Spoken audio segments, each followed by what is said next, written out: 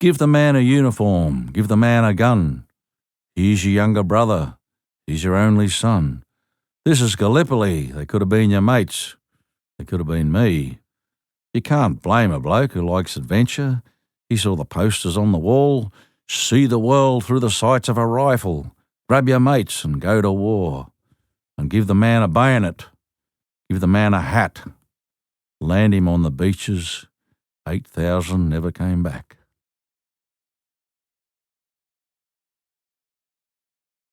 Chapter 35. Land him on the beaches, 8,000 never came back. Anzac Day, it seems, has become a more significant day for many Australians than Australia Day. Why? Maybe because it defines our character as a nation.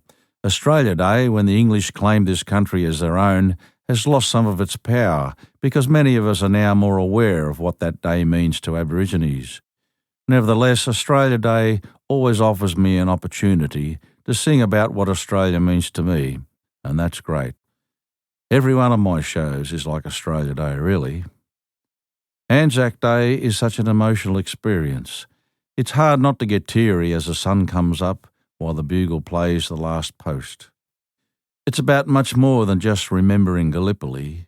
It's about remembering the sacrifice of so many young Australian men who sailed off full of brave spirit to endure the hell of war.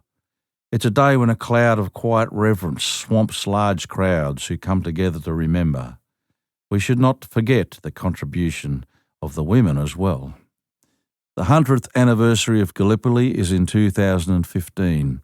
I've agreed to do 5 shows on a cruise that follows the route of our diggers, leaving from Fremantle in Western Australia and ending in Suvla Bay at Gallipoli for Anzac Day. I guess while I'm still at the top of my performance ability, these invitations will keep coming. At the moment, it seems my shows keep getting better. I hope I'll keep learning until I can't play or sing anymore. True Blue has become a song that soldiers really relate to. Hey True Blue, don't say you've gone, seems to be the line that says it all on such occasions as Anzac Day. When I wrote it, I was referring to the fair dinkum, honest, hard-working character of the Aussie, but people have taken the line more to literally mean don't say you've died.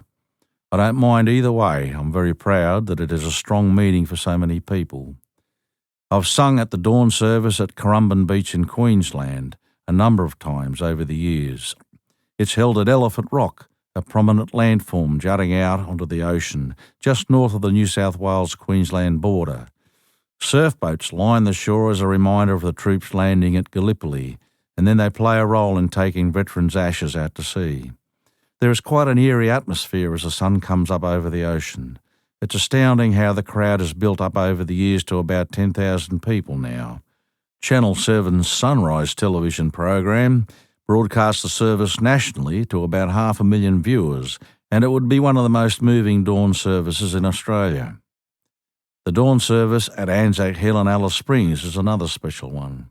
However, it's the dawn service at Bamana War Cemetery just outside of Port Moresby in Papua New Guinea that I'll remember the most. In 2012, I was invited to sing at the Kokoda's 70th anniversary dinner in the State Dining Room of Parliament House in Port Moresby. I was also asked to sing at the conclusion of the dawn service at Bamana. Matt Andrietta, my sound man at the time, and Cole Watson, my guitarist, were flown in for the night as well. The dining room was adorned with the most magnificent local orchids. It was quite a night with guests of honour, the Prime Minister of Papua New Guinea, Mr Peter O'Neill, and his wife, and the Australian High Commissioner, Ian Kemish, and his wife, Roxanne Martins. Many of the guests that night were local Papuans, and the song that got the best reaction was Crocodile Roll, especially the pig verse. There are more Australian soldiers buried at Bamana than at any other war cemetery in the world, some 3,823 servicemen, including about 700 unnamed soldiers. The year 2012 marked the 70th anniversary of the Kokoda campaign, where Australian soldiers battled extraordinary conditions on the most rugged mountainous terrain to finally defeat the Japanese some 40 kilometres from Port Moresby. There were 4 veterans from the 39th Battalion present on the day, so it was a proud moment for me to sing for them and to chat with them afterwards. As the notes from the bugle were being played, the mist gradually lifted from the grave's white headstones. The atmosphere was hauntingly beautiful. The family of Private Frank Archibald, an Aboriginal soldier who was buried at Bamana, had come to sing his spirit home, and I was honoured when they asked me to sing at his graveside for them. I sang 1,000 Feet, which felt very appropriate. I've never felt the urge to walk the Kokoda Trail as many Aussies of all ages do in increasing numbers. I don't have a good back, so I'm sure it'd become a burden, but I was fortunate to see the incredible challenge the young soldiers faced while carrying packs and rifles when Meg and I were driven to Owa's Corner, which marks the end of the trail, some 50 kilometres from Port Moresby. On the way to Owa's Corner, Jim Stillman, one of the 39th Battalion veterans, recognised one of the simple buildings by the roadside, so we stopped and got out. The local family was only too pleased to let me take photos of Jim sitting in front of their basic home. The family was probably related to the Fuzzy Wuzzy Angels, the local Papua New Guineans who helped the injured Australian soldiers during the battle with the Japanese. It's hard to imagine what the fate of the villagers might have been if the Australians had not stopped the Japanese more than 70 years ago. Our time in Papua New Guinea turned out to be far more than we expected. Air New Guinea, our hosts for the trip, were keen to make a fuss of us, thinking, I suppose, that I would spread the word about the country's potential as a tourist destination. Glenn Armstrong, Business Development Manager for Air New Guinea, was given licence to provide Meg and I with what we wanted, and to their delight, the opportunity for us to spend a week getting to see some of the country seemed too good to pass up, and they proved to me that it is a wonderful place and its future is bright. On our arrival at Jackson's Airport in Port Moresby, we were quickly whisked away to a media conference and warmly welcomed by the Australian High Commissioner, His Excellency Ian Kemish, and the CEO of Air New Guinea, Mr. Wasantha Kumarasiri. I must admit, I felt as though our hosts had exaggerated our importance, but tried to remain calm, as though I was used to this kind of thing. What saved the day for me was that Meg was becoming quite emotional. She had spent 3.5 years in Papua New Guinea as a teenager. Her father had established the Port Moresby branch of the T&G Insurance Company. But more importantly, he had been on the Kokoda Trail during the Second World War. As if that wasn't enough to impress, Papua New Guinea's permanent representative ambassador to the United Nations in New York was Robert Icey, a long-standing and close friend of Meg and her family. When he was a teenager at school in Armidale, in the northern tablelands of New South Wales, Rob spent a great deal of his school holidays living with Meg's family in Sydney, and he's like a brother to her. So I was quite relieved to pass the baton on to Meg, who was emotional as she revealed her fond connections with the country. It was almost as if Meg had become the Queen and I was the hanger-on prince. That suited me fine. I knew very little about the country at that stage. At that meeting, we also met Justin Tachenko, a delightful person and quite a character. Justin was born in Australia, but he had obviously taken to the country like a bull to a paddock of lucerne. Always dressed in a floral shirt like a real estate salesman on the Gold Coast in the 60s, gold bracelet and all, Justin couldn't do enough for us. It turned out in Papua New Guinea he was known as the Happy Gardener because of the TV show, The PNG Gardener, that he had hosted for many years. An orchid enthusiast, he also owned the PNG National Orchid Garden.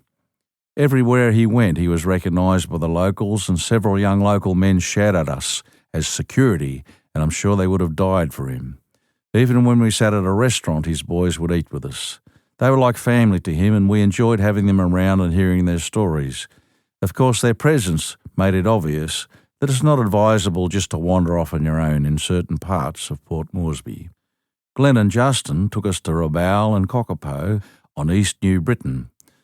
Rabaul itself was fascinating, having been almost totally covered in ash as a result of the eruption of the volcanoes Tavurvur and Vulcan in 1994.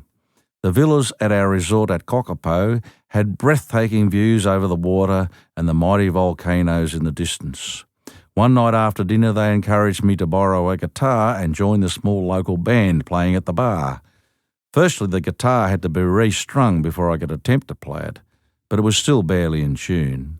But when I sat with the band, I realised that everything they played was in the same key. I tried to get them to understand that it would be better if I played Raining on the Rock on my own. That went completely over their heads. So I tried to sing it in their key to their rhythm. It was a disaster from my point of view, but the other guests seemed to still enjoy it. Not my best performance, but a funny one nevertheless. We also went into an underground hospital that the Japanese had dug into the side of a hill. We had to crouch over to get through the tunnels, and the mustiness and eeriness of the place was absolutely remarkable. It was obvious the Japanese meant business and were determined to work their way south to get to Australia. But it was Admiral Yamamoto's bunker that convinced me just how close we came to being in the hands of the Japanese. The bunker is normally locked, but we gained access thanks to Glenn and Justin's local connections. The bunker revealed a rough map of the northern coast of Australia drawn on the low ceiling. What an experience that was for us. It's trips like the one to Papua New Guinea that make me really appreciate how my career has taken me to extraordinary places and given me the opportunity to meet with some wonderful people, many of whom have become lasting friends. We left Papua New Guinea with a sense of hope for the country and a lasting impression of friendliness and generous hospitality. Meg and I plan to return to Papua New Guinea to visit more remote places. Justin told us he was intending to stand for a place in the upcoming government elections, and guess what? He is now the Minister for Sport and National Events. He also calls himself the Minister for Happiness.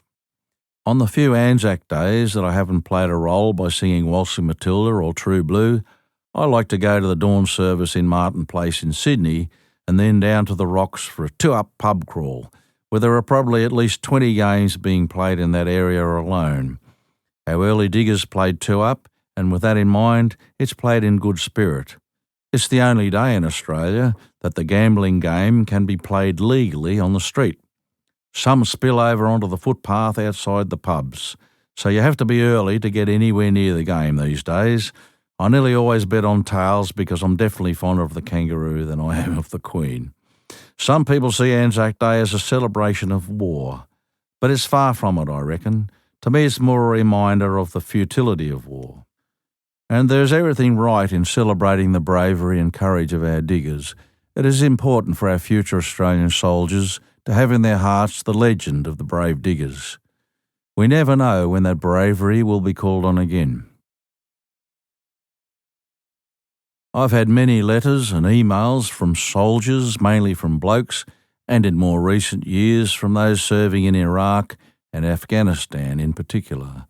They often tell me how comforting my music is to them, so far from home and their family and friends.